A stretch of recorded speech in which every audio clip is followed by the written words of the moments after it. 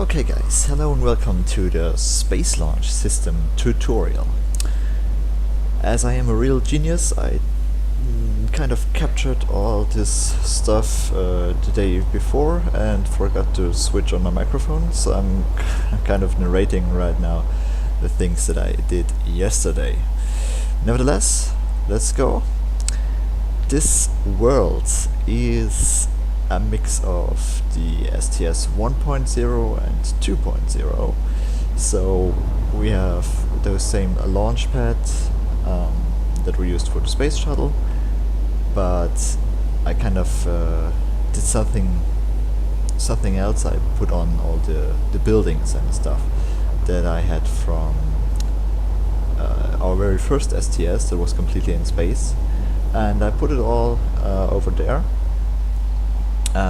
Yeah, to make kind of a realistic environment for the space launch system. I'm gonna show you a bit how it all works, how the ships are working, how to put them together. I'm gonna show you the world itself, what it's made of, and all the different buildings, and we're gonna do the full assembly and the full mission. So, let's begin.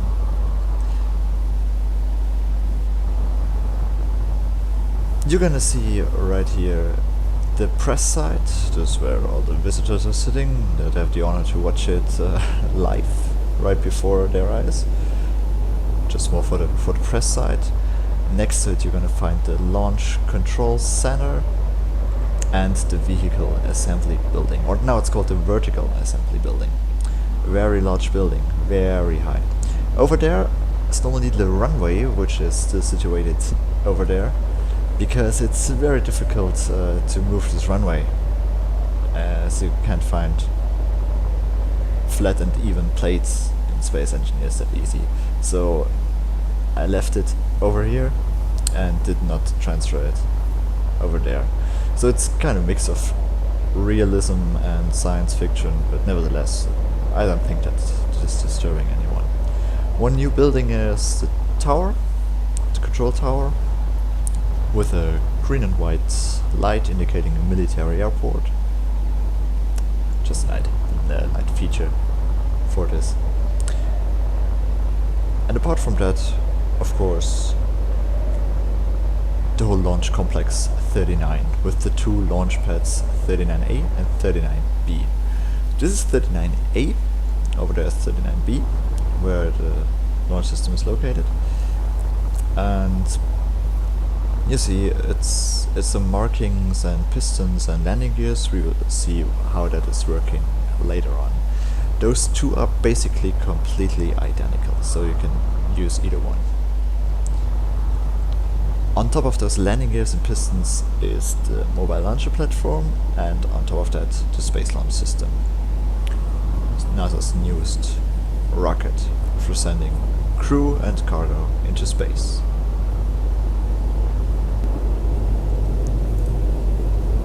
So the mission we want to do is the exploration mission 1. We will launch from Earth, get to the moon one time around and back. The real exploration mission 1 will feature several orbits around Earth and several orbits around the moon. As we cannot do orbits in Space Engineers due to the missing mechanics, we're gonna skip that and just go behind it and back again.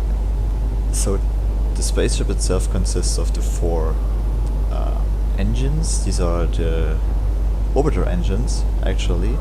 Same as with the boosters, who are basically a stretched version of the space shuttle booster. And we're now gonna take a look inside every single ship, just that you see what they consist of and how they're made. Actually, oops, okay. Actually pretty easy. It's basically the same that's been done in the space launch, in the space transportation system. So we got some tanks, some internal thrusters, and some maneuver thrusters inside, which is basically the same principle as used before.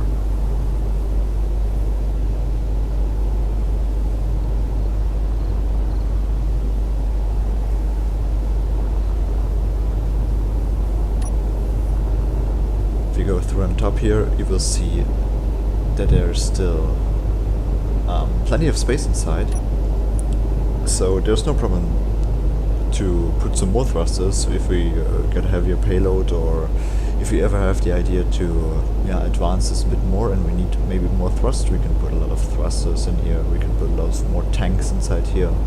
Although I have to say that the tanks are totally sufficient at the moment. Yeah, you can see all the control structure, which consists of several timers. You will see what they are for later. And this is the platform where the next stage is coming on to.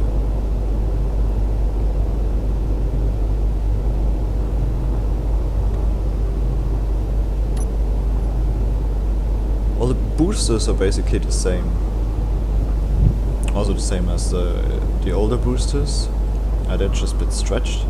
We're using the same principle of internal thrusters here. So, let's see.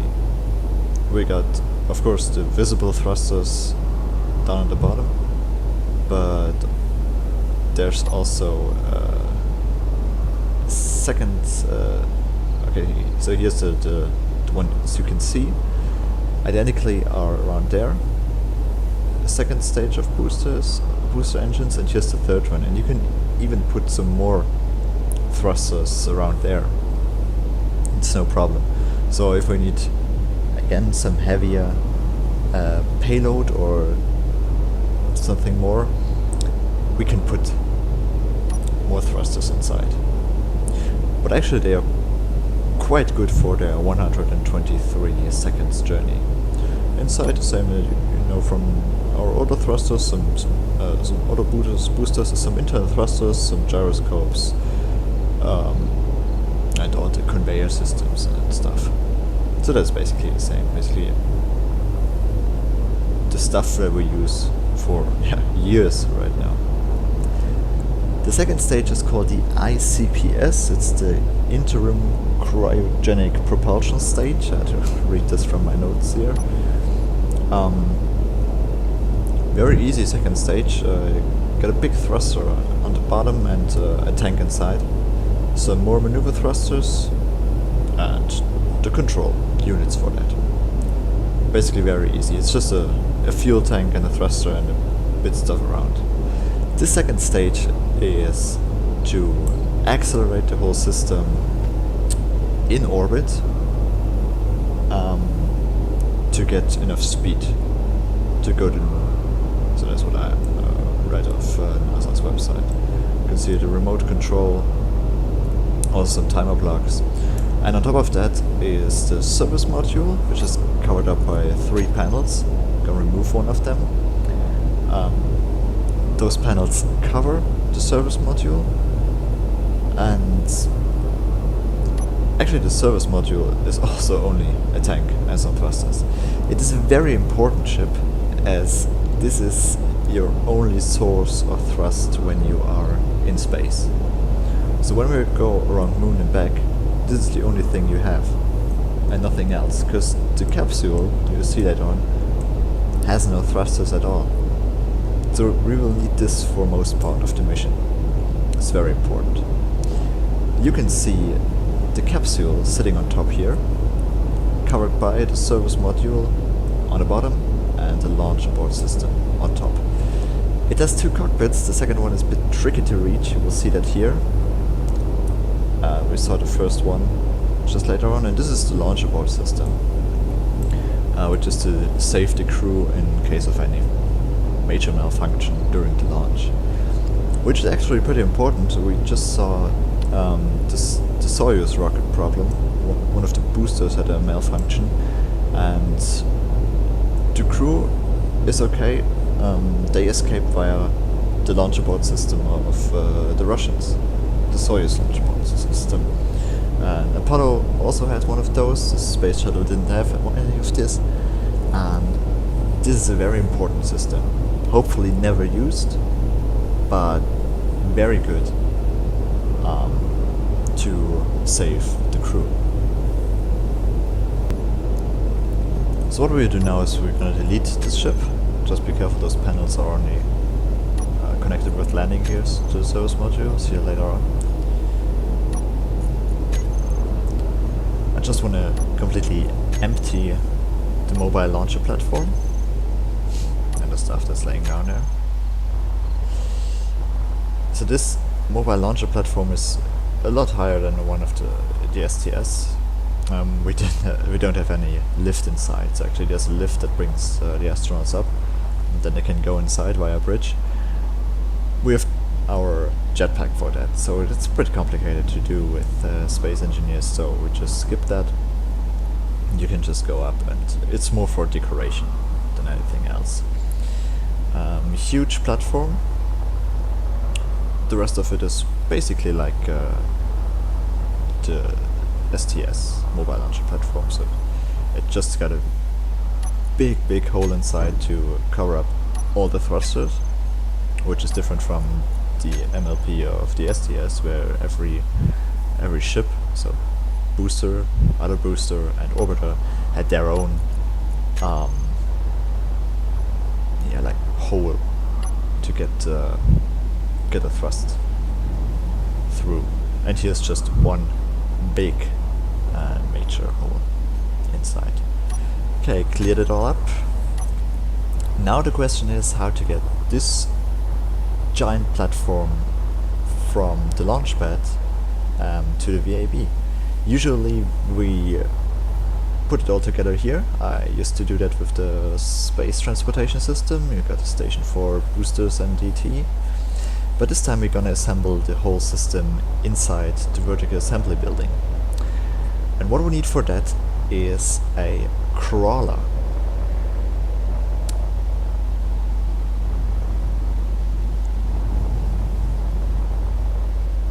This building is so huge that they have to install a special air conditioning inside, because they had clouds building inside the building. And on this side here, this is for the left side is for the space transportation system. I see that here. It's also the MLP for the space transportation system inside here, and you got some landing gears over there. And in the other highway area, those separate hangars are called highway areas. There's the rotating platform for tilting the orbiter. Basically the same that we did at the older launch pad there. So you can just tilt the orbiter next door, put it inside here with the heavy lift bobby. It fits through everything, no problem, and then stack it together. So you can use this world also for the STS. So this is Franz, one of the two crawlers. They will have those names, Hans and Franz. This one is Franz, and the other one, they're totally identical, so you can use both. But we're going to use the other one. We're going to use Hans to go to the launch pad.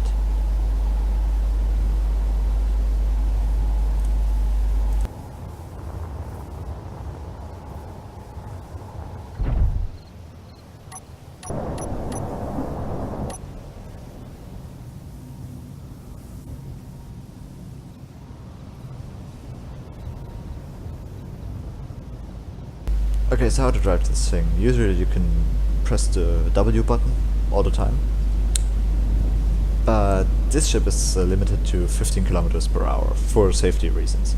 Because when you have the MLP and the whole system on top, this is kind of an unstable configuration, and it really starts toppling fast and swinging from one side to the other side.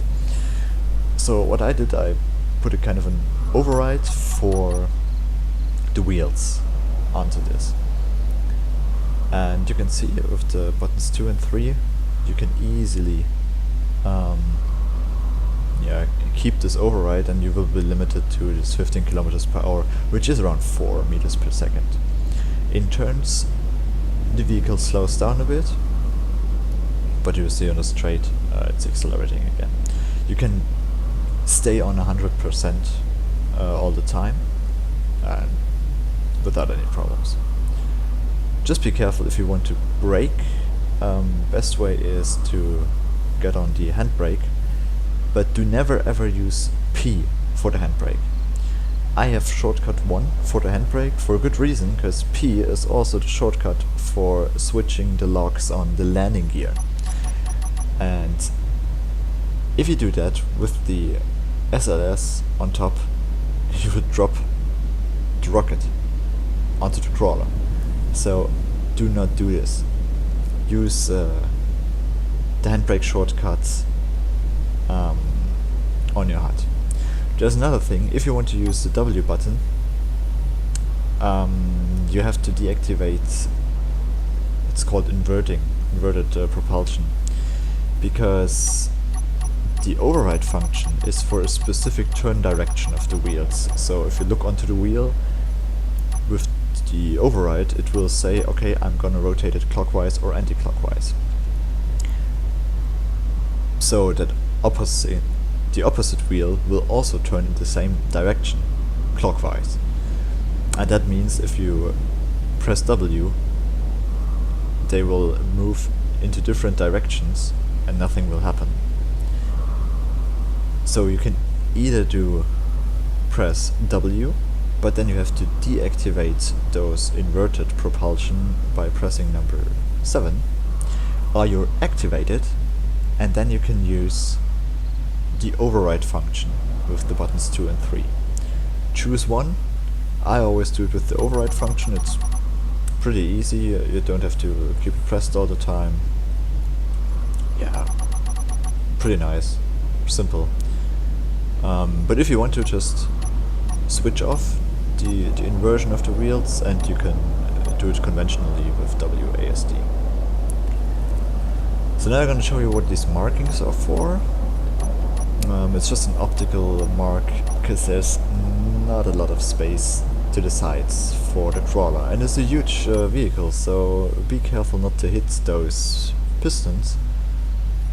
You'll see that's not that much space, and also the cockpit is on the side, so that's a bit strange to see and to make sure you're not hitting anything, because you cannot really see everything of your vehicle.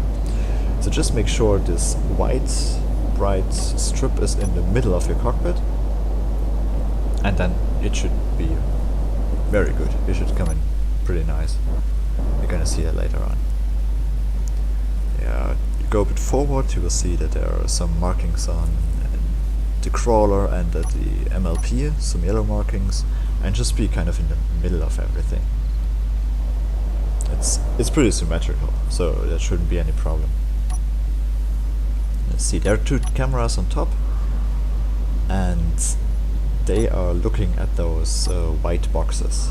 So that's almost centered over here. Oh, that was not so nice. Just be a bit careful. With button number 4 you can reset the override, so it will just do nothing. But it's kind of hitting the clutch of your car, so it just rolls out slowly. That looks pretty nice. Yeah, that's a bit odd here. Just gonna take a look here, if it's okay or not.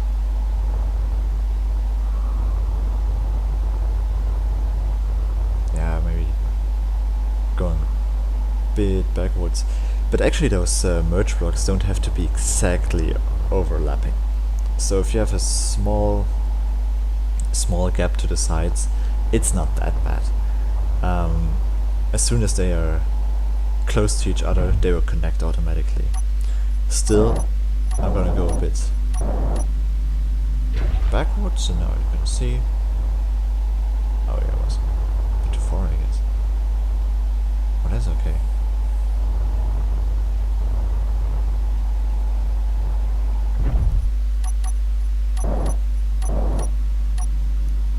Okay, that should be it. Yeah, that fits.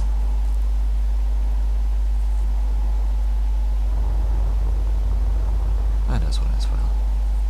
So you can see the camera is over there, and it kind of aims for that white spot on top. Make sure they are turned on. If they are turned off, this small white stripe will be red. Okay, that's a good point to save here. Always save at some hotspots, because now we're going to connect the MLP to the crawler, and in most of the cases it works, but sometimes, you know, space engineers are doing some stuff you don't want. But nevertheless, this is gonna work. You can see those lights at button number 1. We don't need any light right now, so I'm just gonna switch it off just to show you the mechanism for it. Just some rotors, pistons, and lights. Okay. I kind of switched them on right now. With the left button number 2 you can switch the pistons on and off, and with the button number 4 you can reverse the direction, and it will slowly go down, really slowly. But it's intended to be so. We can now unlock the landing gears, so they're just sitting, the MLP is just sitting on top of the landing gears right now. And that's okay, because it will slow down, slowly come down, and as soon as the merge blocks are close to each other they will snap in, and that's basically it. So just gonna see that. Of course the pistons are moving, or can be moved lower than the crawler, so that the MLP is then sitting slowly on the crawler. Okay, you saw it snapped in, and now you got the MLP on the back of the crawler.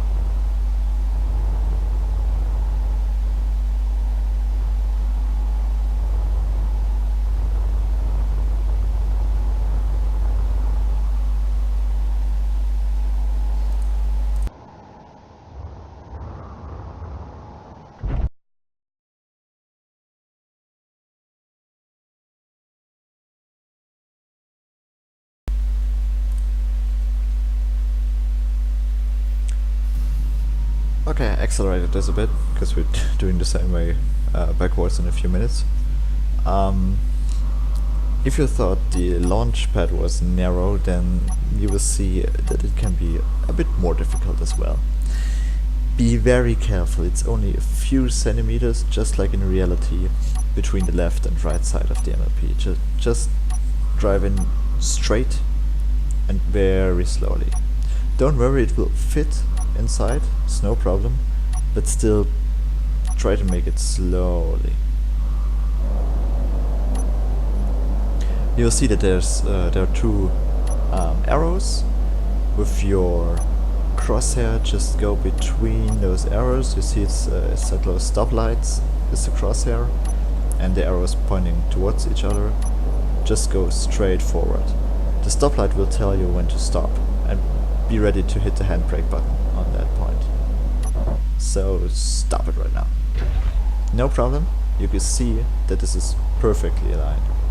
It's completely inside, and yeah, not too far away, not too close.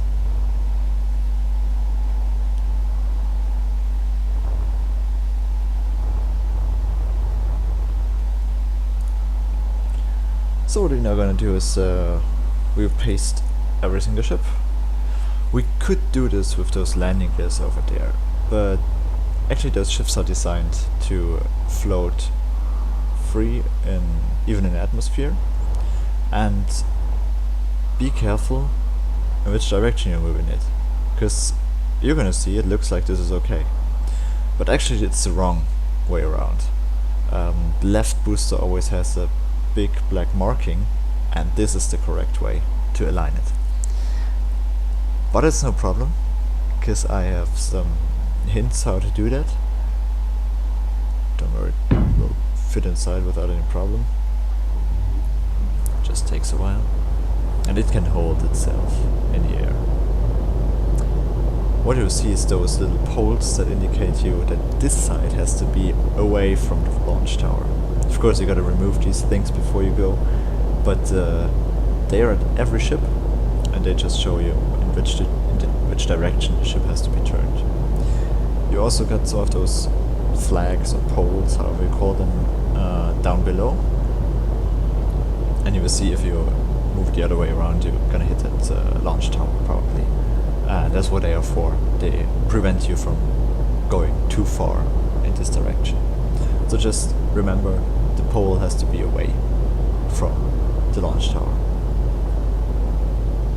You see those things down here? Those are O2 H2 generators. They make sure that you don't go out of fuel, because you need 100% when you launch, and of course you now need infinite percentage until we are ready to connect the ships. So if we don't do that, you're gonna crash. After assembly, we got a small checklist. We're gonna do that later on. There's a timer inside that will do the post-assembly work, switching off all timers, all maneuver thrusters and stuff. And we're gonna put it right over here. Don't mix them up. It's the SLS and STS MLP. Just be careful not mixing them up. But now we actually want to control the core stage. But what you first is we're gonna switch off the auto lock of the landing gears.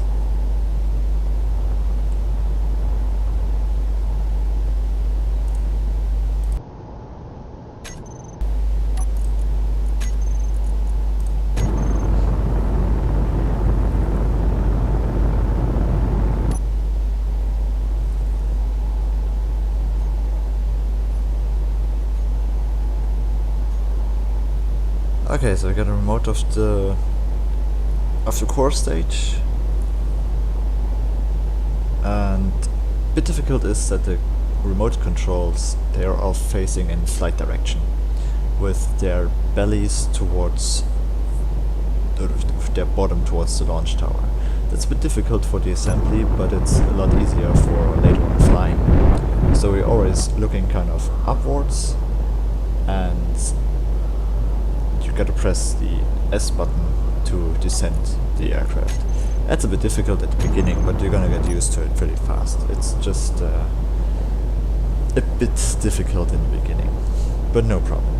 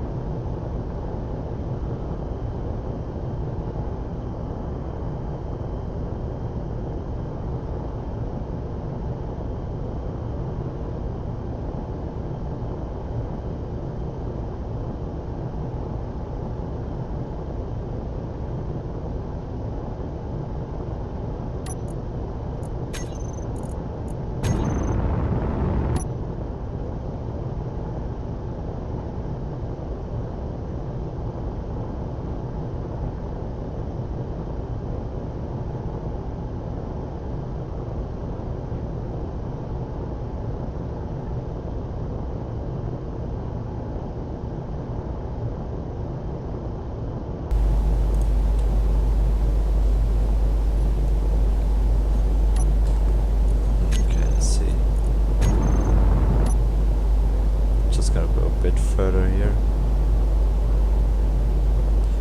Okay, and now I see that one is locked or ready to lock, and this one's not.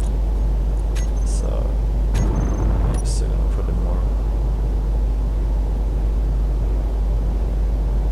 But I don't know why it's not working actually. Because I think it's close enough, but nevertheless we're gonna see. Okay, now I don't know why, but now it kind of connected to it, although auto lock is off. But we can put it off. Now the other one is connected. but it doesn't matter for us. We're just gonna take the MLP and lock those landing gears. Unlock and lock. Now they're both green. Very nice, working. You can see that the thrusters are still giving full thrust. It's of course not intended, but it's trying to keep its own weight. But we will stop this right now.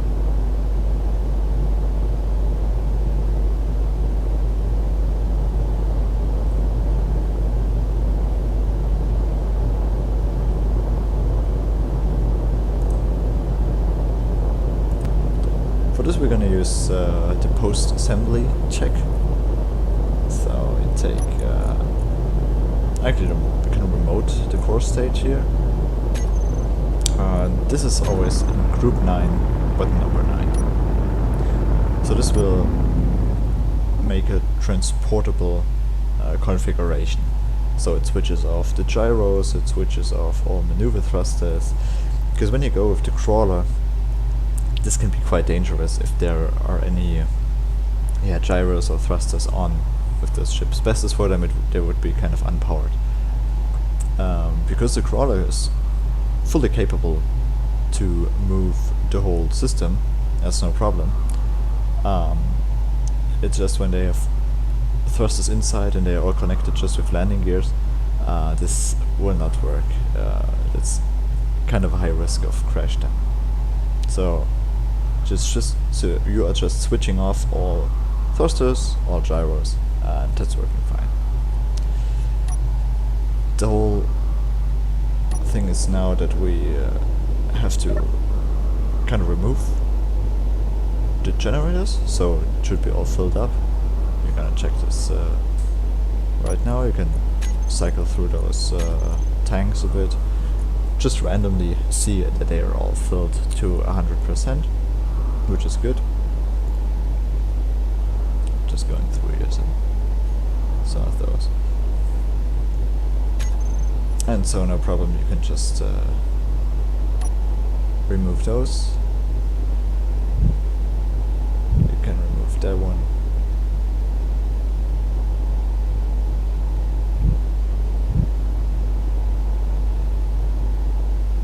And you can remove this.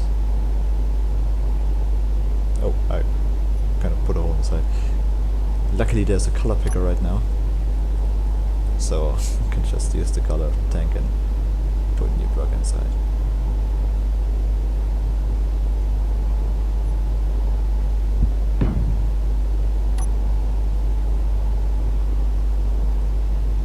So that's it for the core stage, just this pole away. This is the last warning on it. Remove this thing.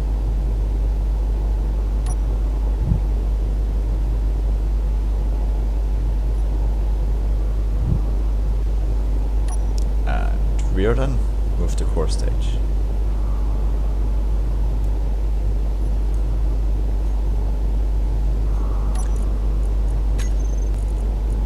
Okay, that's one thing I want to tell you about the shortcuts in general. So I try to make every ship in the same way what the shortcuts are about. The first group is always kind of the activation group. So here at the core stage you see number 1 is the launch of the countdown. There's some cameras and the abort timers. We're gonna see that later on what they are doing. But group 1 is usually, or in all of those 4 ships, I call it activation group. Group 2 is the normal controls, and group 3 is the deactivation group. So this is then for getting rid of this stage. You know, you always have to, if you separate 2 stages, one has to decelerate and one has to accelerate. The low one has to decelerate, of course, that you do with the deceleration group, and the one that you accelerate is the acceleration group. You're gonna see it later on how it works. So we're gonna continue with the ICPS.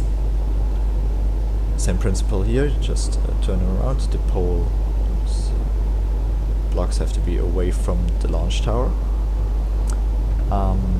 There are internal thrusters for maneuvering and supporting the weight, because if I put on that thing over there, it will melt down all the interior of the core stage.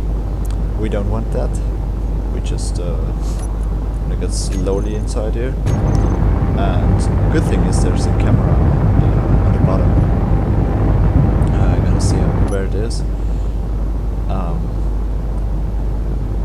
Basically very easy. This camera just fits through that gap, and if you just move it right there, you will be inside the core stage without any problems. Those landing gears will then catch the stage. This is basically one of the easiest parts. So let's try to go down here.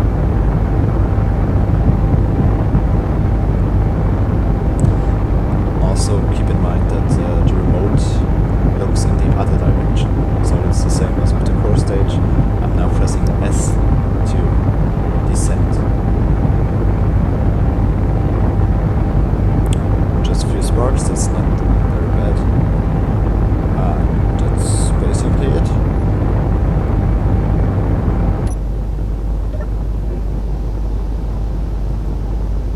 That's not completely on top of it, but that's not bad. It's just exactly like this intended to be. I don't know why there's sparks over there.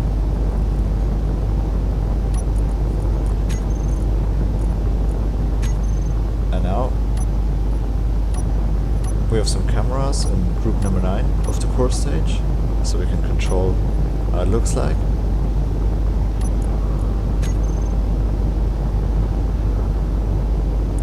So, remove the post-assembly check for this is the same. Trigger the post-assembly timer. ICPS, group number 9. And it's off. So now it's really pushing its weight into the core stage, no problem. Gonna use the landing gears of the core stage to grab and hold the ICPS.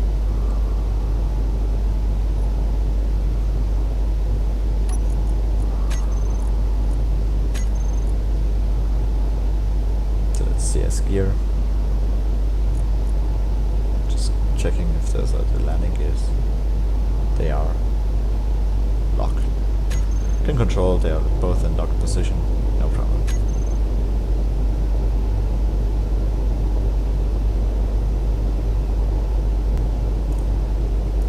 Okay, next step here is also removing these helping elements here, including tank, which has filled the ship up to 100%, and that's it. Second stage is done. Okay, next step is the service module. It looks kind of odd of it in this blueprint mode, because it's not only the service module but also the 3 panels that's surrounding it. You're gonna see that it looks a bit strange, but you will see it's also kind of easy. Although this is maybe the worst part of assembling the system.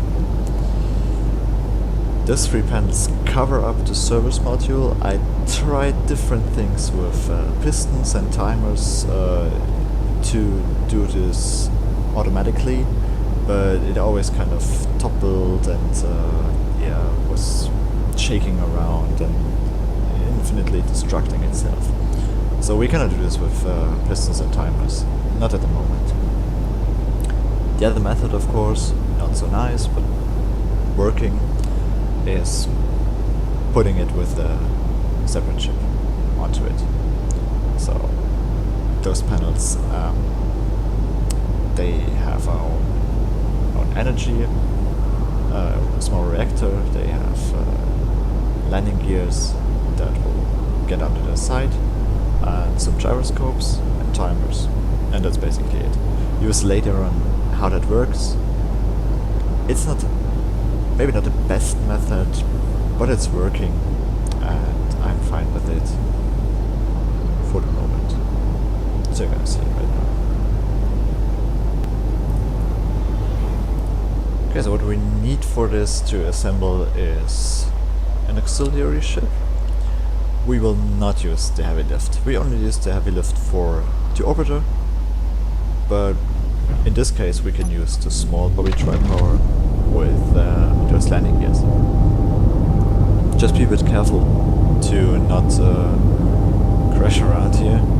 I'm almost hitting the building. It might not be possible to sneak through the gap between the wall and the launch tower.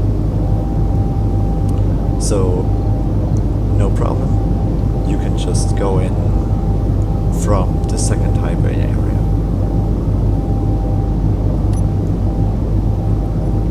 Just small tip. Switch on the hydrogen thrusters to maneuver around. That's way more stable and you're gonna brake more easy.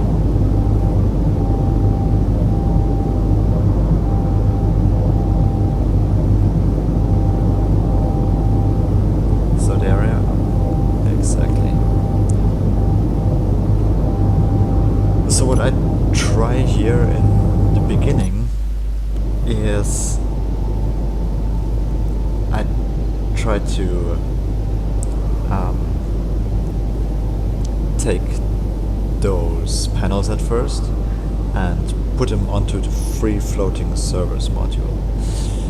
You will see that this is not quite working, as you're gonna just simply push it away. The thrusters of the Bobby has hydrogen thrusters in the back, and if I try to move it on, you will see it simply doesn't work.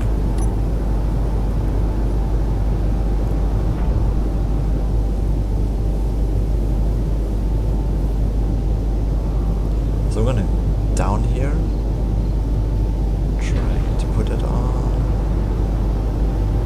You'll see that there's a landing gear inside here, which has to be placed at this block. Usually not a problem.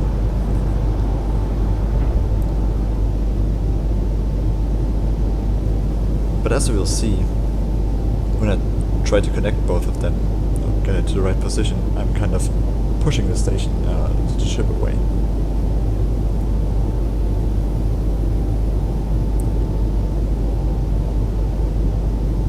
And I'm basically not sure if you connect all the panels, if it's working then with the ICPS.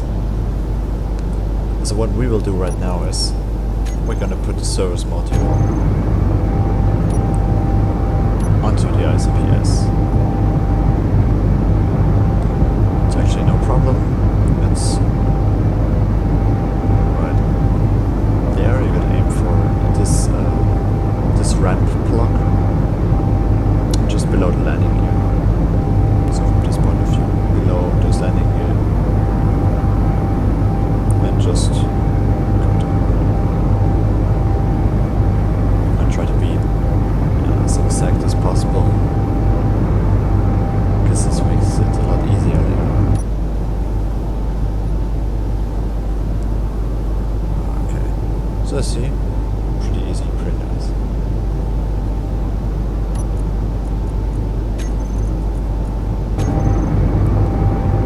You can already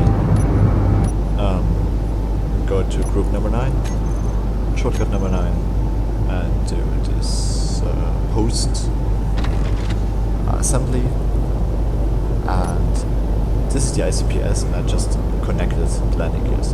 Again, I don't know why there are sparks here. That's not so nice. Normally not a problem, but it just doesn't look that really nice. I don't know why somehow the hitboxes are colliding here. Yeah, it's no problem, but it looks strange. So just control the service mod. Oh, actually, you may first. Yeah, of course, it flows around because it cannot move. Switch off those gears. Put it with upwards, maybe a bit in the other direction, and put it again downwards. Again, you can hit button number 9 in group number 9, and now if you now connect the ICPS to service module, it should be fine. Very nice. We can also put them away. Okay, the problem now is when I assembled the whole system on the Launchpad, that's what I usually do. The MLP is being held by 4 massive large ship or large station landing gears. So this is a very solid base and it just won't move at all. Right now we are standing actually on top of the crawler, and you will see what happens when this is the case. Of course this is kind of stable. That just doesn't fit right now. But still, Space Engineers has some major problems when you kind of double hold any ship. So the service module is being fixed by the ICPS, which is being fixed by the core stage, which is being fixed by the MLP and the crawler is just standing on its wheels with its dampeners, and it can be shaking a bit. And we also grabbed it with the bobby right now, or we try to. I don't know why it's that difficult here, just no idea. And at the point when we're gonna connect the panel with the service module, we're gonna see that it's starting to shake violently. I don't know why.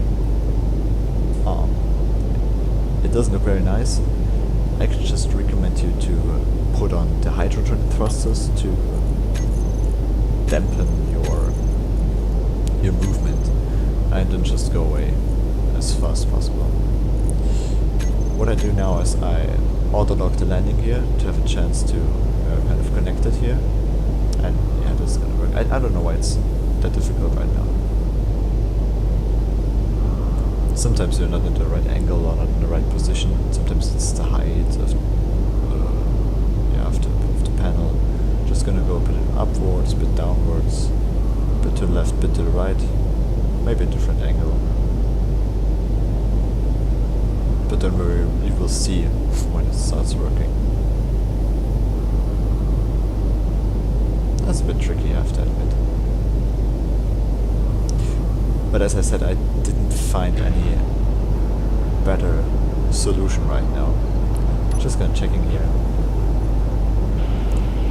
It's okay, I don't know why it's not working. I thought that I may damage it or something, but it's no problem.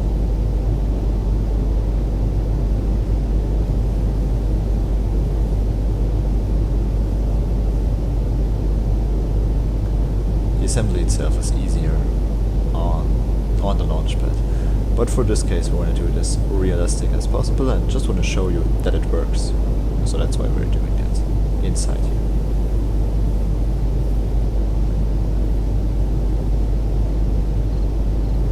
And maybe also a bit rolling, a bit rolled to the left, I guess.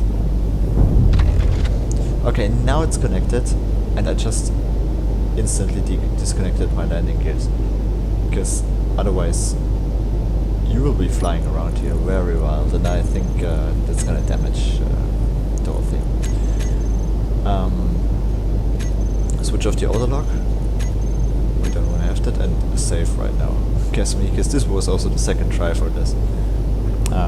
Because one time when I connected the other panel, I was shaking so violently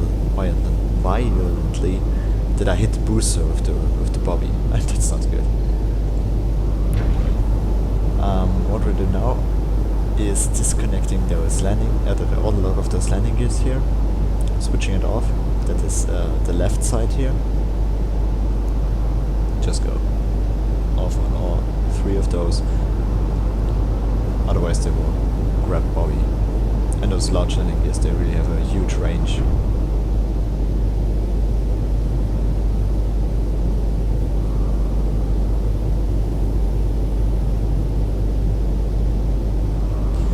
Although this is a huge building in a huge highway area, it's not a lot of space right here. Nevertheless, it is working.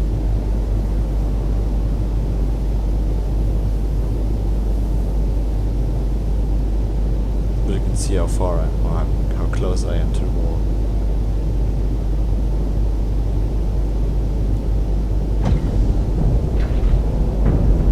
Okay, you see again, it's starting to shake.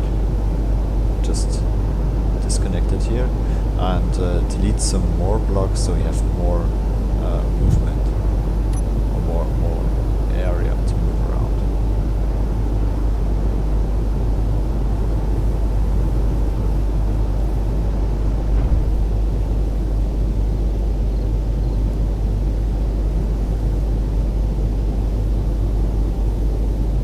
And just be patient and take your time. This really takes some time, and it's not going fast, it's not going easy, but just take your time, calm down. This will work definitely. And it looks pretty nice later on when it works out. It's really sad that I can't find a better solution for this, because for me it would be a lot better if you can connect those with some smaller versions of the merge block or the connector block. But it's not possible. I cannot put a merge or connector block inside those panels. They're just too big. Also on the inside we have the maneuver thrusters of the service module. So this is a lot of stuff in in a very narrow space. That's why it has to be like this. As I said, not a very nice and not a very beautiful solution, but still it's working. So this panel 1.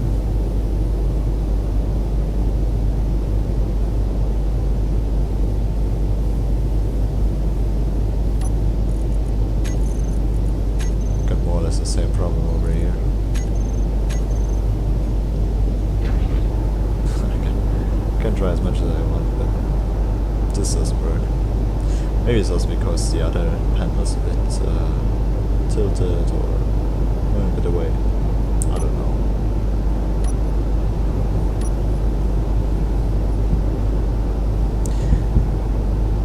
This is now a very good thing. Maybe not at this point, but somewhere else. There are a lot of conveyor blocks here, so just choose one and put a hydrogen tank on it. Because it's a lot safer to use the hydrogen thrusters to stop your shaking, as I said. It's not cool to run out of oxygen, because now you see that our hydrogen level is increasing. And you can leave the hydrogen thrusters on with that.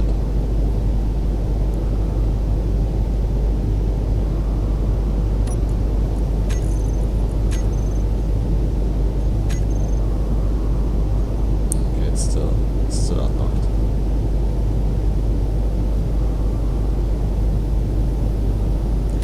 I have the feeling that this is working easier with the assembly and the launch pad. Okay, now you can see it's connected. Just disconnect it very fast, and it works. Not very nice.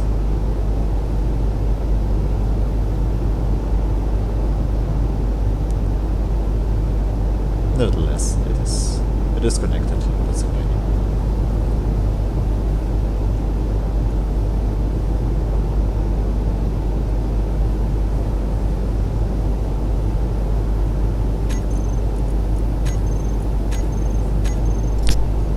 Again, safe.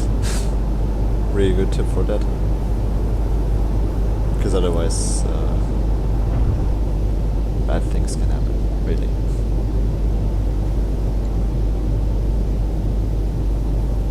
Because you see how close that is here and how carefully you have to maneuver around to go for the next panel.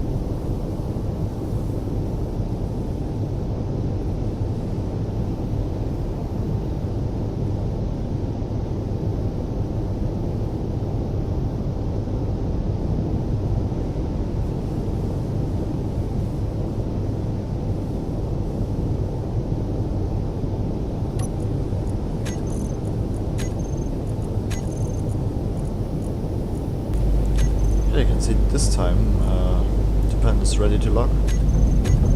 Shake the starts again, just disconnect. You see how it float a bit around. Good to have the hydrogen thrusters on. And yeah, it's not perfectly aligned, or I wouldn't want to have this in a workshop like this. But after all, it's for this demonstration reasons, it's okay. Next step, same procedure as before. We already had the post-assembly timer on, so that's fine. Very important here, and really do that, is rename the panels. Afterwards we can remove all the other stuff, but now very first thing is to remove the panels. I already renamed them, but as soon as you connect and disconnect them again with the merge blocks, they have another name. So you see, this is panel 1. I have no idea how this naming is done. Check for the auto lock to be off, because if you disconnect them later on, they will instantly grab the ship again if you don't do that. So make sure the auto lock is switched off, and make sure you rename it easily panel 1. That's it. By accident, small grid 2 is also panel 2. I don't know why. Auto lock's off. Rename panel 2. Okay. And the last small grid, that's panel 3. Auto lock's off. And panel 3. Okay. Easy. You will see that this is important later on. Now you can remove all those yellow extra blocks here. Yeah, one could do this also a bit easier, but yeah, it's not a big thing, I guess, to just remove that. Yeah, and afterwards, remove the warning element. That's basically the last step then. Oh yeah, and the hydrogen tank, of course.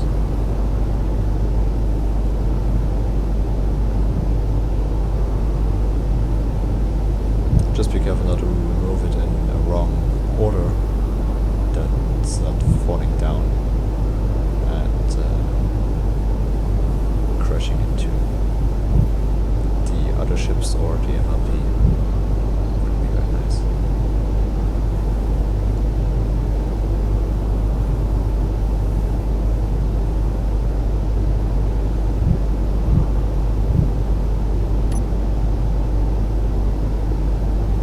That's it. Service module is done. Fine. Very nice.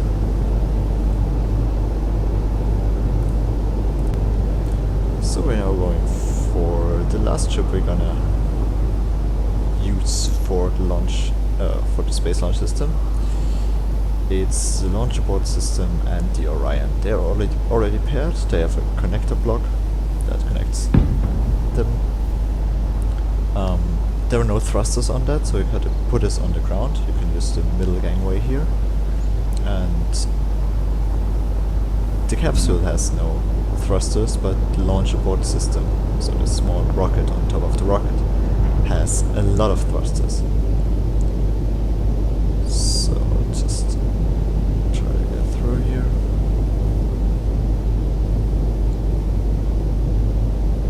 Just be a bit careful while maneuvering here.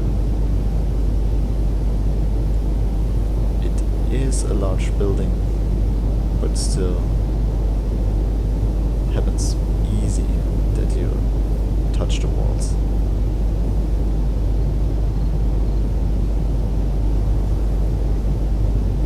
And this is how they do this in reality too. Of course they have no bobby, but they're using cranes inside this building and special vehicles. So they are also putting the parts of their rockets through the different high bay areas and also the low bay areas, which are behind us right now.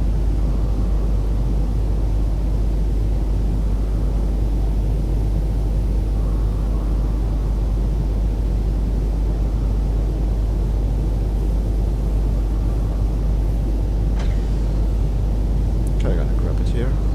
I don't know why there are sparks all the time. It's not damaging the system.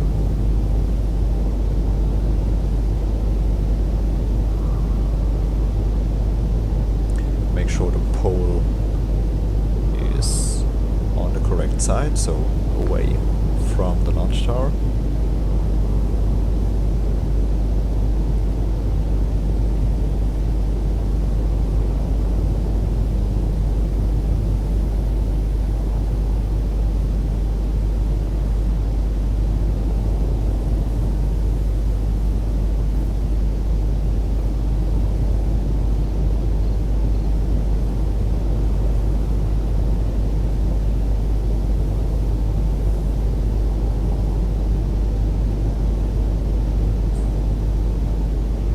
Now we're right above the system. Just try to get down really slowly.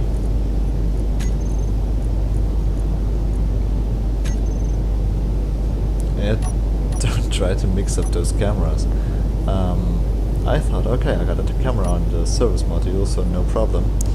But actually it's been the wrong camera. So I'm gonna remote here and take the forward camera, but this one is actually on top of the rocket, so it kind of views over the capsule to have a look forward. What you can see right now, it's totally the wrong position, because the camera, you'll see it just in a few seconds, is at a completely different position. But it's not bad. No problem. Just go down here. Those two ships are actually fitting really nice into each other, so it's no problem at all. You can just put it down here.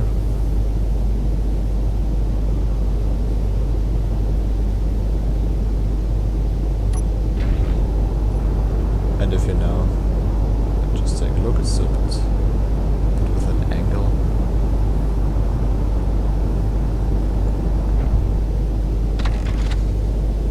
But if you now just disconnect the landing gear, it will go in its position right away by itself. Perfect position.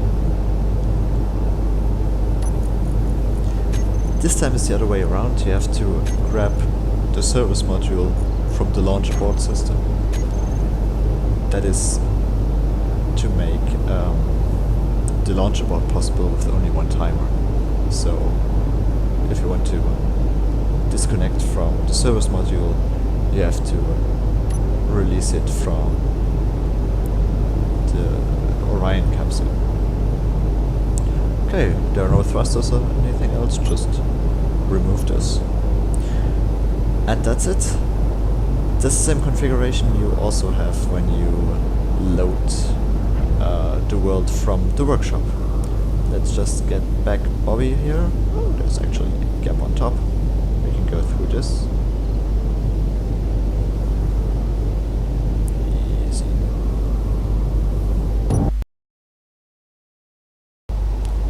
Okay, remember to save your progress.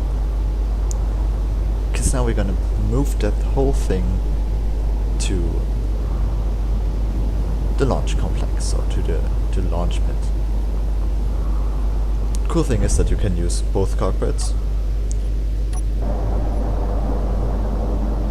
You just have to be careful that the override is for a specific direction. So if you go on one side, you have to decrease the override, and on the other side it's increasing. So this minus and plus % only says in which direction you want to go. So for the one cockpit it's positive, and for the other cockpit it's negative. You can go actually on 100%, because in turns you will definitely slow down. And as I already said, you can go as a maximum of 15 kilometers per hour. You will now see how in turns the whole thing is shaking around. So just at some point give it a break, hit number 4 for this is the reset of the override, or even hit the handbrake. Don't push P to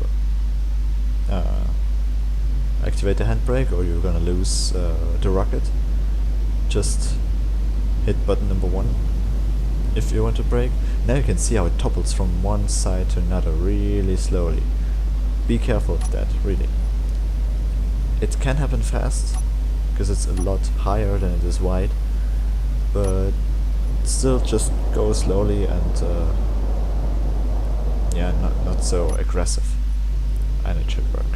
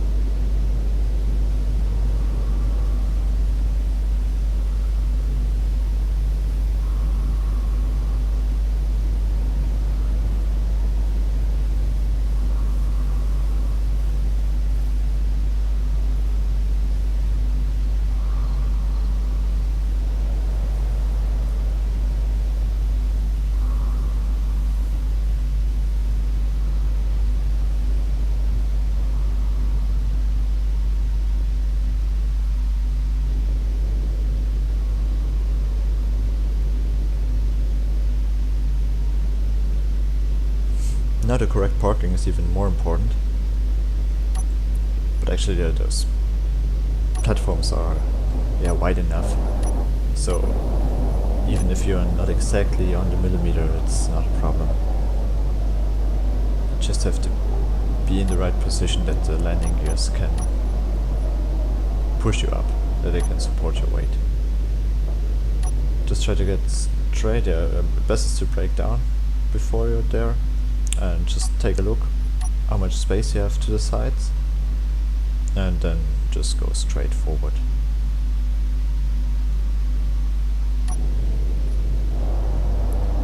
Make sure that this brighter ground marking is in your middle.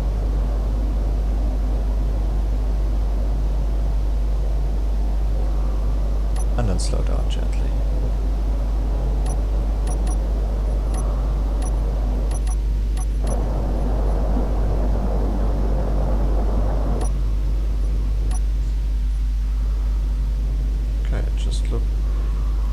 Actually looks very good. So I think we're a bit too close to one side. Yeah, with a bit left aligned, but it's not that bad. Really, it doesn't really matter for it. That's way precise enough. So you can go out.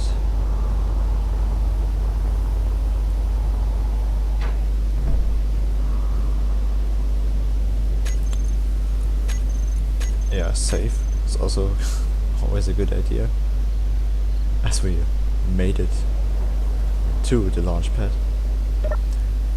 It is night again, so we're gonna need some light, which is a nice feature, I guess, to see this thing illuminated. And now you can reverse these pistons again.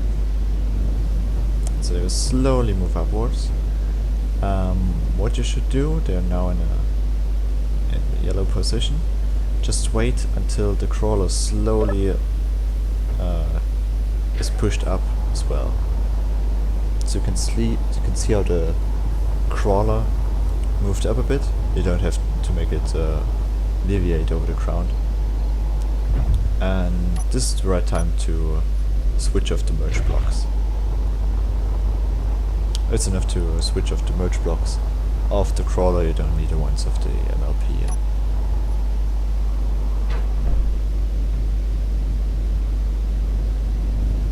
So now I can put them on again, and you will see how it's lifted up.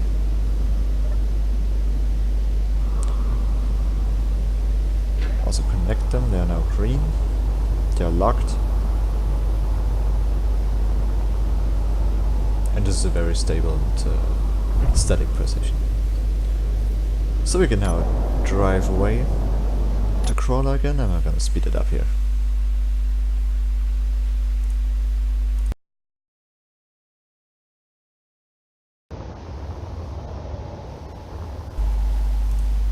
that's it. Basically, this is the configuration you get when you load the project. So ships are connected. You got all the thrusters off, the tanks are full, the panels are connected.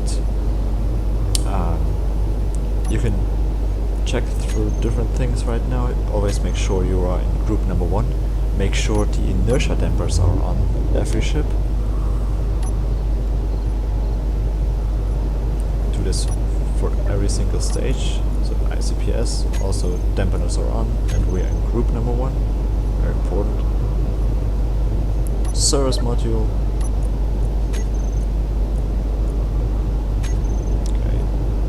So on. This was a different group, so group number 1. It's just easier because you won't have much time to do the different things. So it's easier to have this all set up already before you go.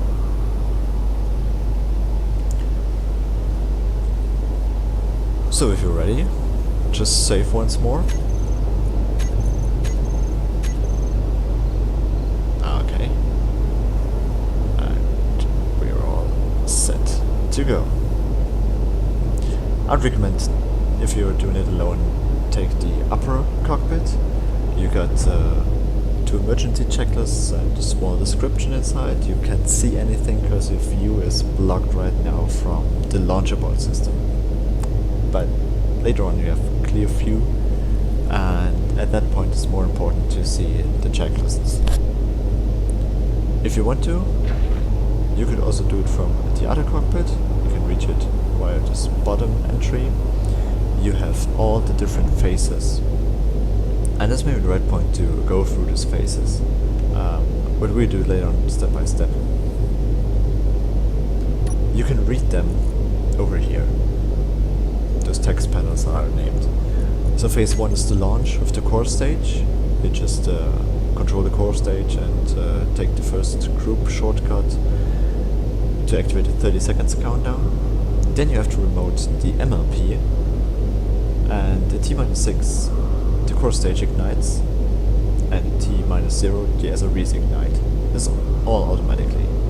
At that point you're gonna release the landing gears, the magnetic landing gears, and after 123 seconds, just like in reality, the SLBs will separate.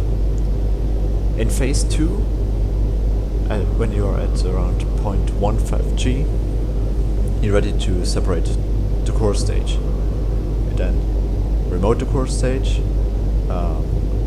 choose the deactivation group, this is group 3, and as you are in phase 2, you hit button number 2. It's the separation timer of the core stage, right here. So it's always, you see, Group 1 is activation, Group 3 is deactivation, and the buttons, they are according to the phase. Go in phase 3, that's exactly the same for the other ships. Phase 3 is the panel separation. You choose panel number 1, you wait for 10 seconds, it's a 25 seconds timer. Then you wait for 10 seconds, then you go to terminal of the panel number 2, this is a 15 seconds timer. Start that one, you're gonna wait again 10 seconds, then go to panel number 3, hit the timer there, it's a 5 seconds countdown. If you do it correctly, the panels will separate simultaneously. Afterwards, you can get rid of the Launchpad system. You control the Orion, so the ship you're sitting in, and it's a deactivation. It's an activation, so number 1. And you trigger, because you're in phase 4, you hit button number 4 and you trigger the timer. Then you go to the ICPS, which is then your main engine, your rocketing stage. And you activate it, so group number 1. And as you're in phase number 4, you will activate the launch timer actually. Here it's still wrong, I modified this already. It's not only the large thruster here, it's some more things that are going on with one timer. so hit number 4.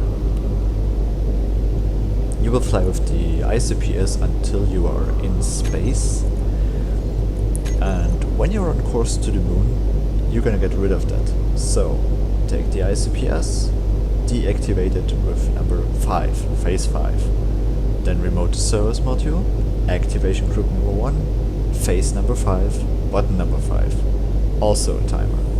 Remember that the service module is everything you have from that point. So to come back to Earth, you will need the service module.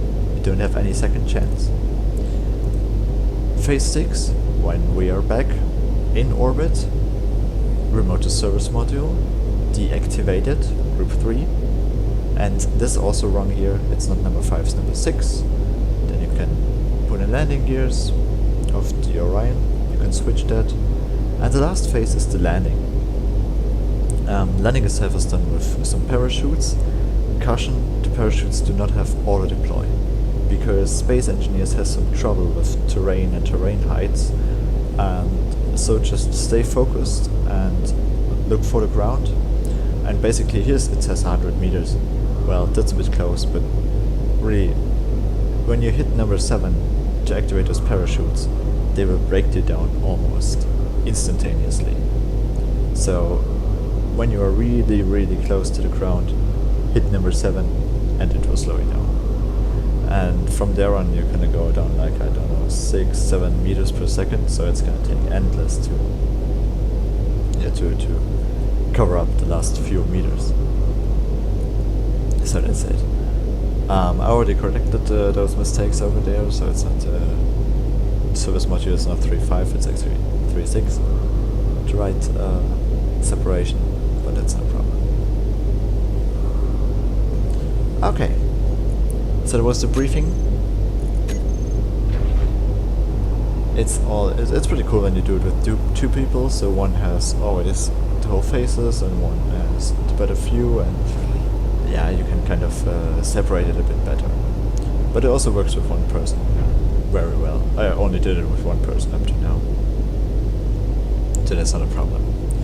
So if you're ready, I am, and we can basically do the launch from here.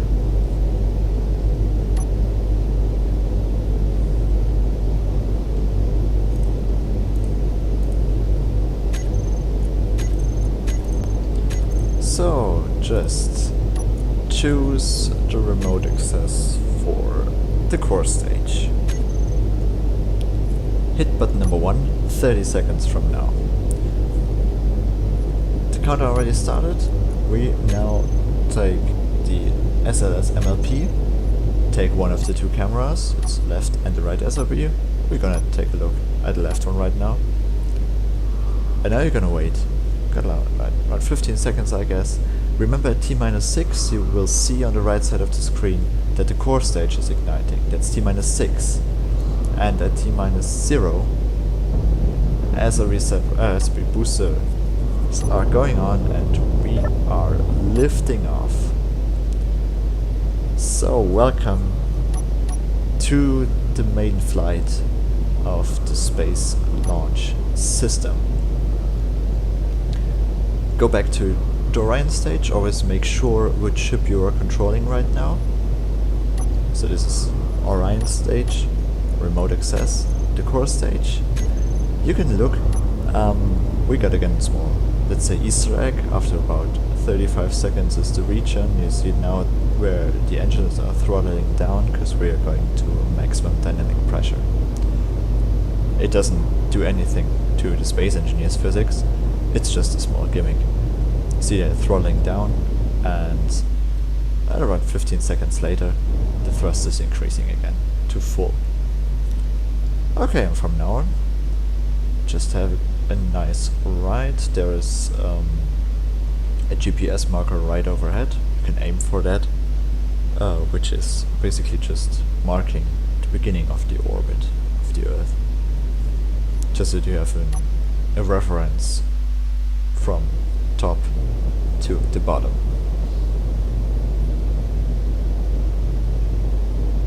As it is night, we cannot see so much here. It's not that easy. No, not that nice. But what you can see, it should be already almost time. You can look at the core stage into the different timers. Just gonna look for a timer here. Choose one of the SLB timers and you'll see it's 15 seconds from now until the SRVs will separate automatically. They have parachutes inside, which have auto deploy on, and they will get off early. So we're at 10,000 meters, and at like 5,000 meters the parachutes will deploy, and also some internal thrusters. And with the help of that, the boosters will slowly and gently land. They will not land, they will stop in mid-air at some point, but they will slowly go down. And basically when you just refuel them, you can use them again as much as you want. I just, in this case, didn't load them up separately, because it's kind of difficult to connect all those timers. That's a bit the difficult part. And if I load it up in one piece, it's easier. Okay, from now on, we're going slowly on with the thrust of the core stage. Just gonna see, we got a bit more, almost half of the fuel, 47% of fuel, so still way enough. Even if we were a bit lower on fuel, the low gravity would enable us to decrease the override on the engine, so we could maybe fly with half the thrust and still wouldn't lose any speed. It's not a problem. So with the help of that we could still increase the range of the core stage. Or we could increase the number of thrusters with the same amount of fuel. Or both. We can put more fuel and more thrusters inside. So this is, I'd say, almost the half, or at least 1/3 of the core stage is still empty, and there would be plenty of space for thrusters, for tanks, or for other stuff. No problem.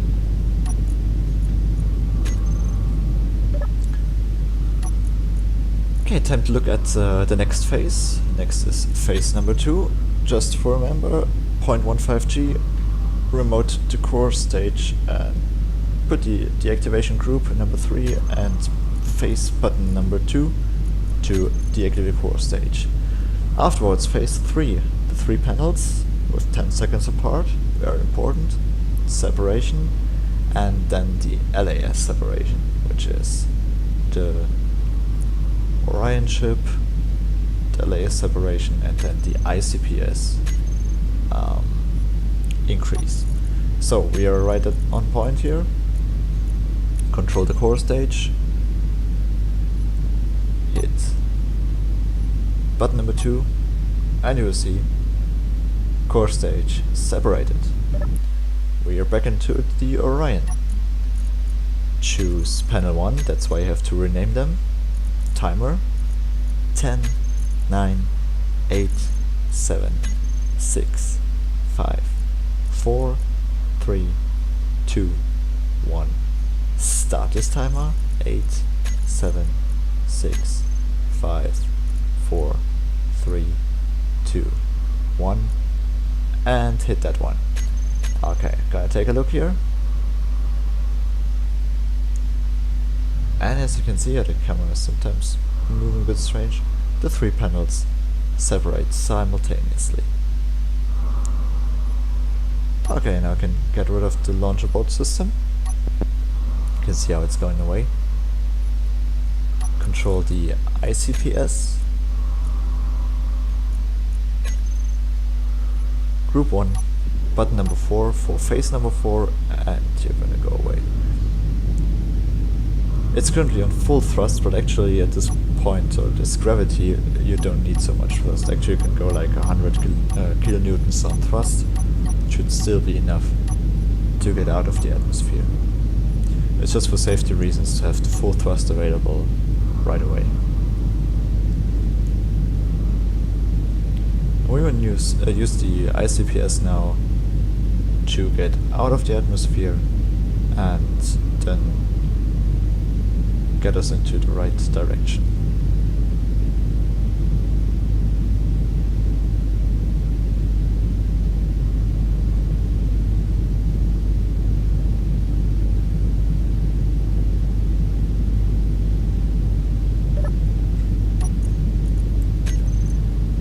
I put a satellite in orbit.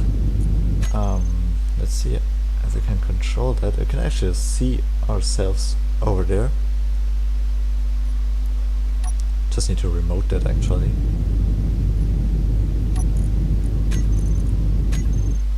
And then use the camera. And with that, you can see this ship. There's actually a relay station for the antennas, so that you can control the ship even over long distances.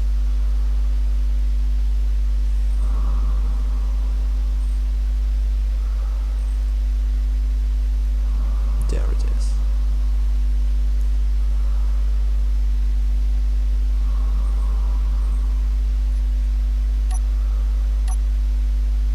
Okay, it looks to me that we are already in orbit. Yes.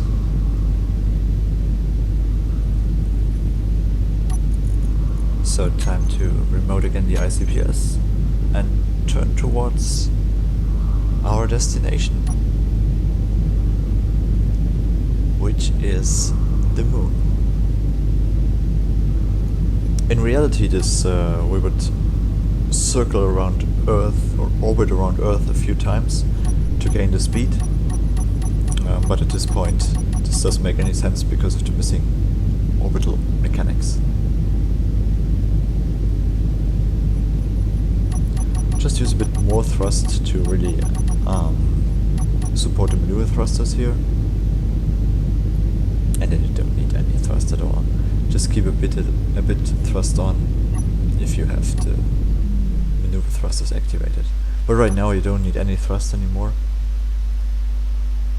Just actually leave on the inertia dampeners when you want to release the ICPS. So when we want to separate from the ICPS, we need the inertia dampeners because it won't work otherwise.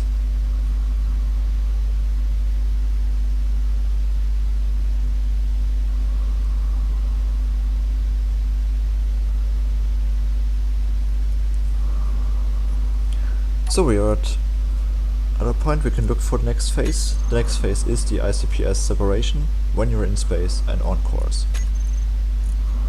Remote the ICPS, you're gonna see the dampeners are on. Group 3 for deactivation and button number 5 for phase 5, and you will see that it slows down instantaneously. It doesn't matter for us, because we have the speed, and we just kind of float into this direction. You can put on the service module here with button number 5. All that is done actually is lighting up the main engine. You don't really need that right now. It also switches on your gyroscope. You can use the maneuver thrusters to correct your flight path a bit, and you will also see that the service module will do some movements around. I don't know why this is happening, basically because I think because the Orion capsule is just sitting on top of it, but it doesn't really have any effect. So as you can see, if you put on the maneuver thrusters, it will also light up the thruster facing forwards. That will slow us down a bit.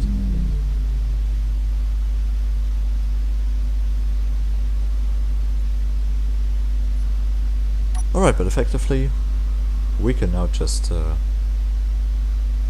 float through space until we are at the moon.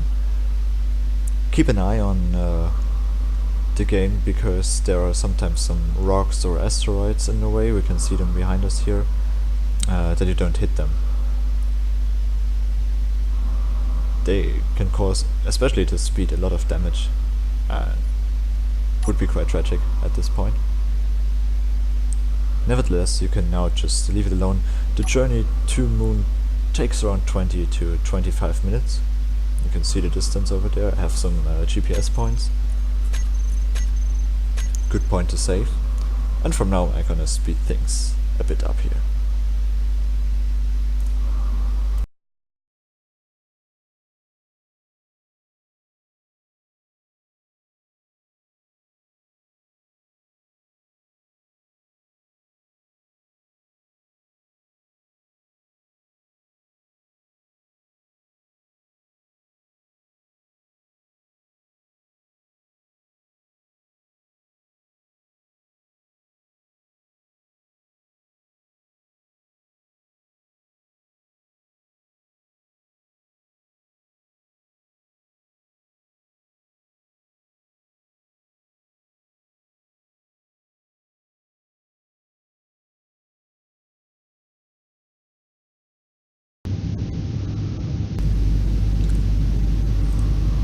Alright, at this point you can see we are just behind the moon, around halfway of the whole journey is over. I used the maneuver thrusters at some point to kind of refit our flight path a bit. You just only need small amounts of that, so you don't waste too much hydrogen on it. Just try not to get too close to the moon. It has an own gravity field that's gonna grab you if you're too close, but I think the distance of the gravity field of the moon is, I think, around 2 kilometers, something like this, so really small. You really have to be kind of close. And also the gravity is not very much at the moon. We will now go the rest. We won't get any closer to the moon or take a look at it or so on. You can do that later on your own if you want. There are 2 GPS markers for GPS position. You can use them. One is in the orbit outside of the gravity field and one's on the ground. If you want to, you can check them out. But from now on it's basically going around the moon and then returning to Earth. Basically it's a good idea to stay on the daylight side of the Earth for landing, because landing in the dark is a bit difficult as you just cannot see the ground really nice. So try to find the location and the timing when you have some sunlight. More or less at this point I also found out that I forgot to switch on the microphone, so the next few comments will then basically be regular recorded, and I think I'm going to speed it up again right now. As I said, I just use a few times the hydrogen thrusters and the rest I do with the irons. So no big deal, and still plenty of fuel left, no problem. So have fun on the way back.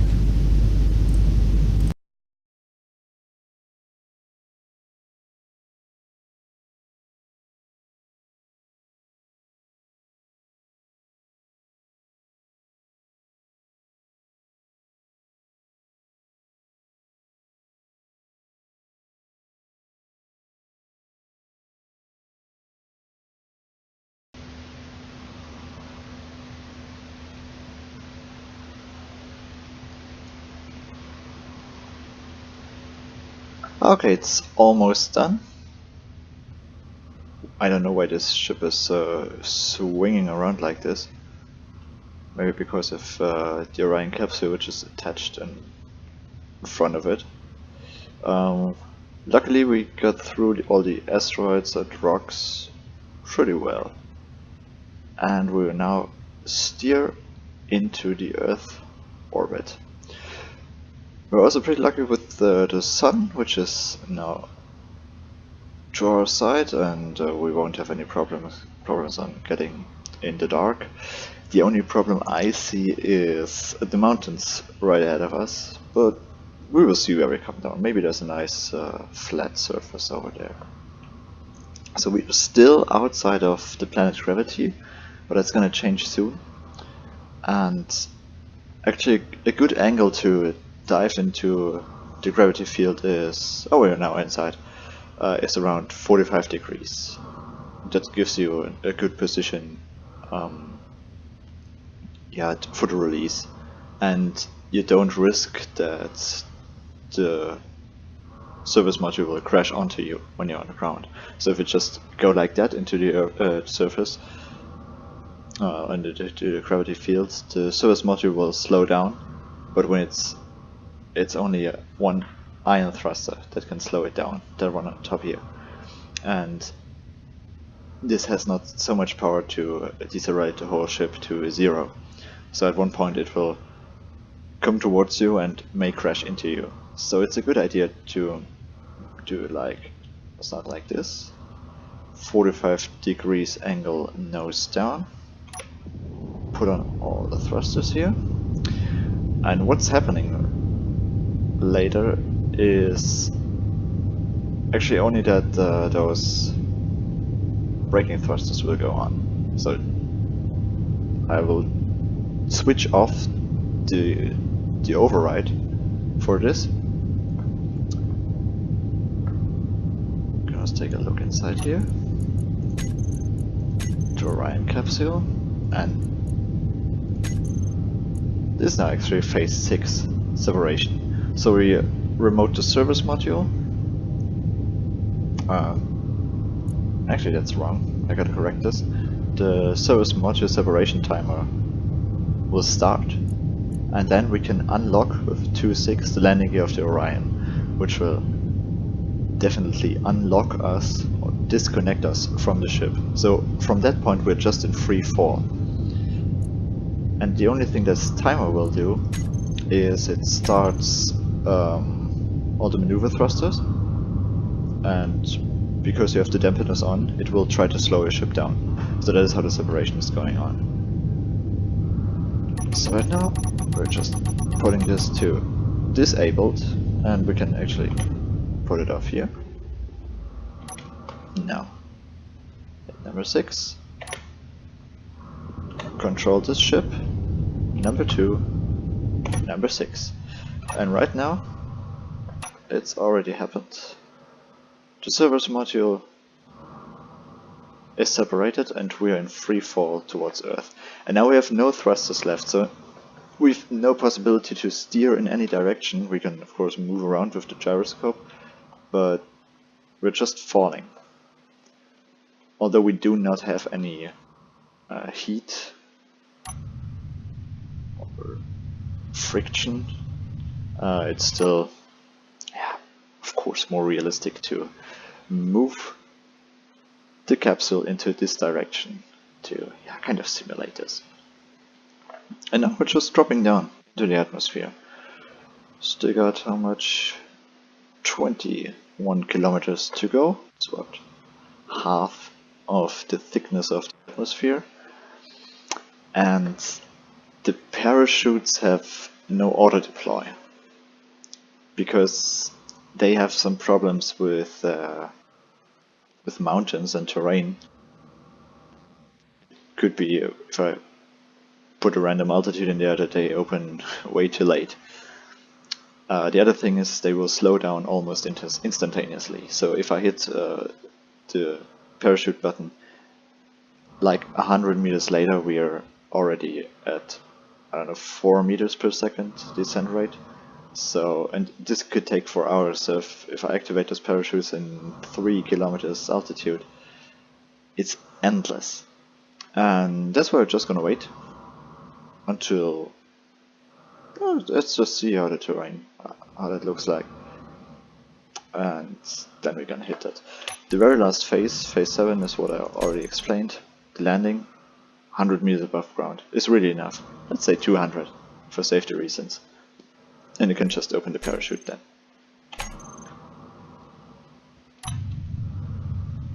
Yeah. Awesome that we made it to the moon and back. Very nice. So let's just wait for the end of the descent.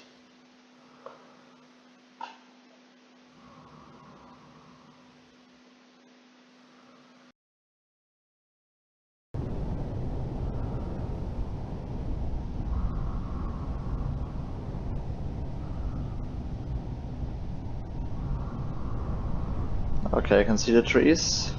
2000 meters to go. Hopefully flat surface.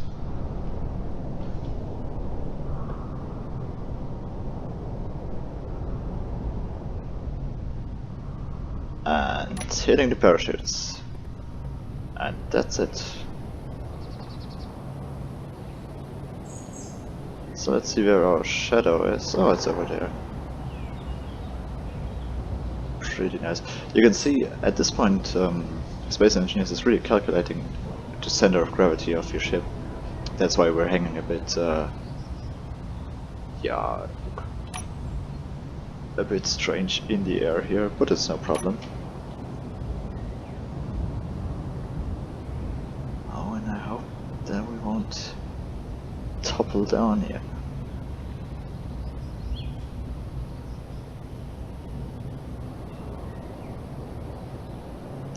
And you can see it's an impact speed of about 5 meters per second, which is generally a good speed for not destructing the ship in a major way.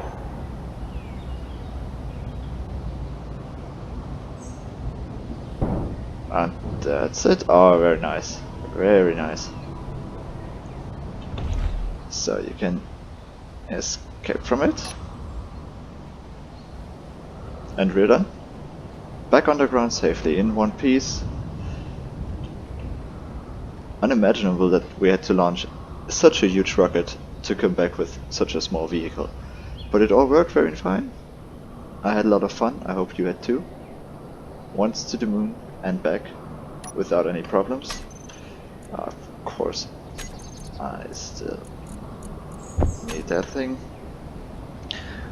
And so, it's time for me to leave. Thanks for your attention and have fun with the space launch system. See you guys.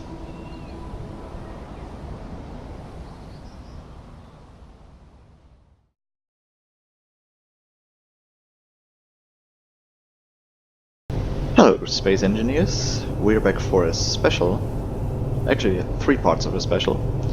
I'm gonna show you what the launch abort system can do. We have 3 cases of that, that's why it's 3 parts.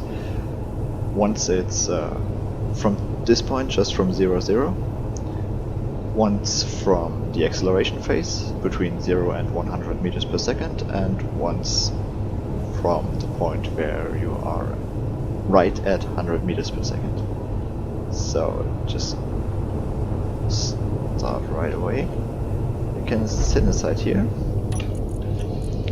There's of course another possibility. If you see that something went wrong or forgot to do something, or your colleague is just dropping out of the system, something like this, and you already started the countdown, you can always use the button number 7, which is the cold abort. I call it cold abort because you can only use that on ground, and it will just stop all timers. So you can, and it's resetted then. So you can just start again the countdown. Nothing bad happens.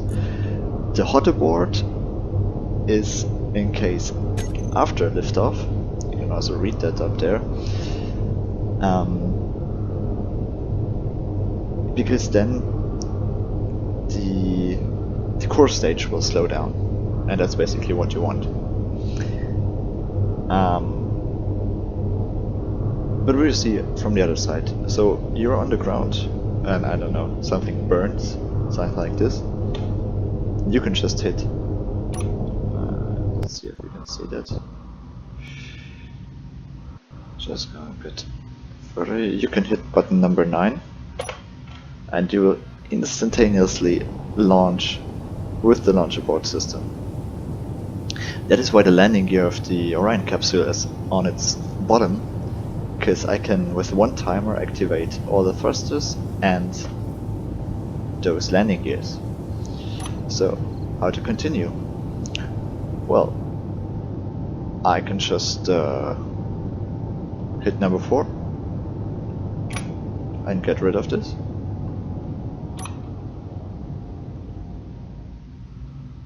And then I'm gonna wait till I slowly drop down. And in a safe altitude, we're gonna use our parachutes and then slowly fall to the ground, which will now take endless because we are so high, but just for demonstration cases.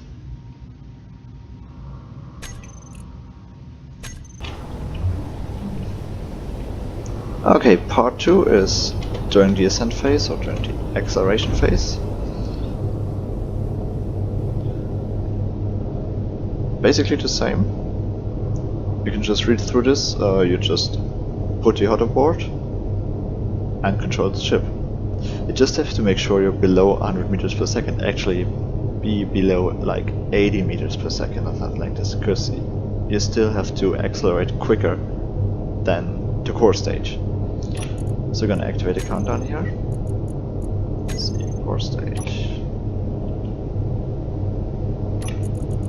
Or remote MLP. I'm gonna wait for the countdown.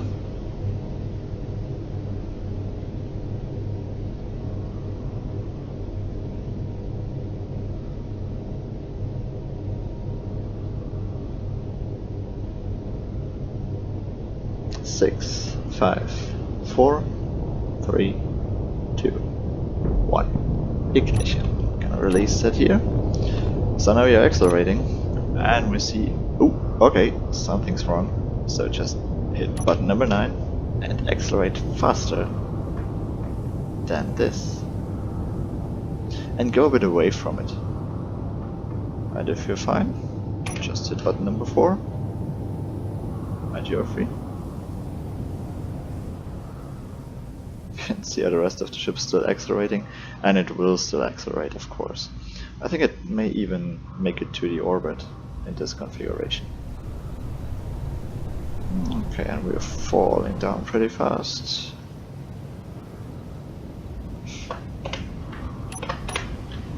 And hitting the parachutes. No problem.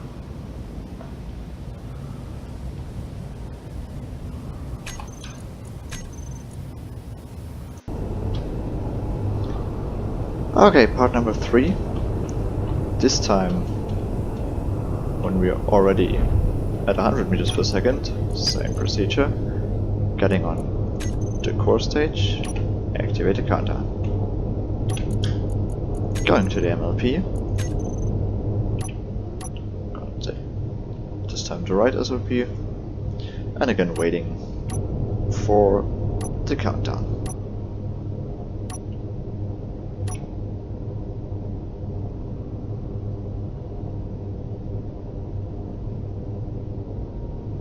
Six, 5, 4, 3, 2, 1. Ignition.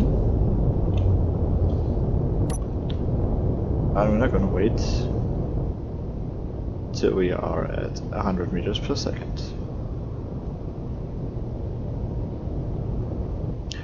Which actually happens very fast in this ship.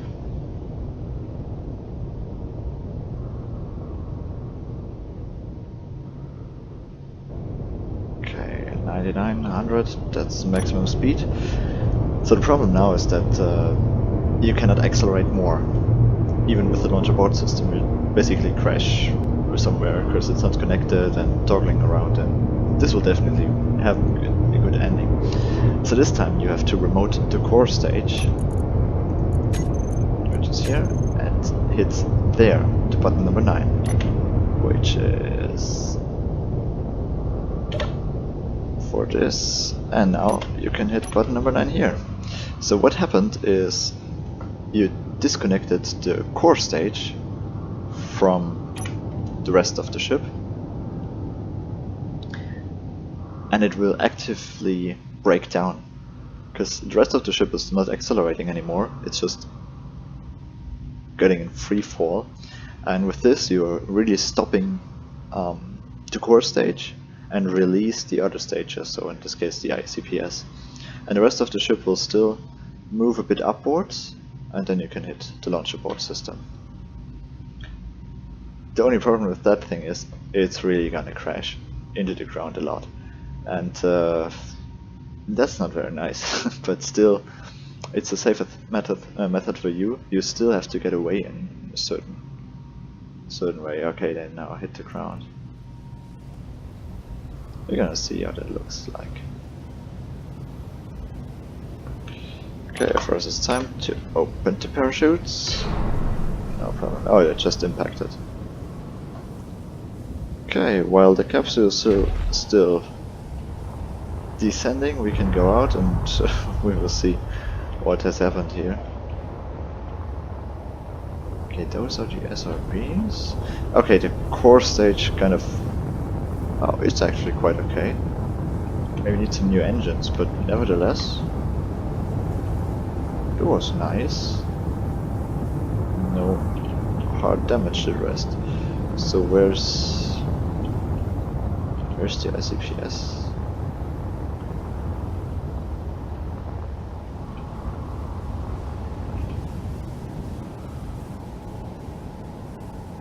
Oh, I don't really know.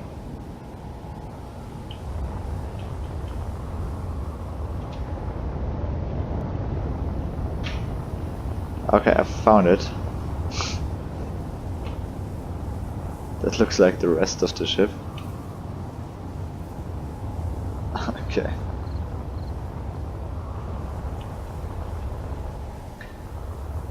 Yeah, looks like that's it. So that's basically all that happens if you have an emergency. And it's a pretty good system, which proved to be important on different occasions. It's already been in use in the Apollo program. The Russians use a similar one, and the space shuttle didn't have one. It was one occasion where it may be important, or may have been important, and it's pretty good to have this as a life insurance on top of the space launch system. So that's it. Thanks for attention.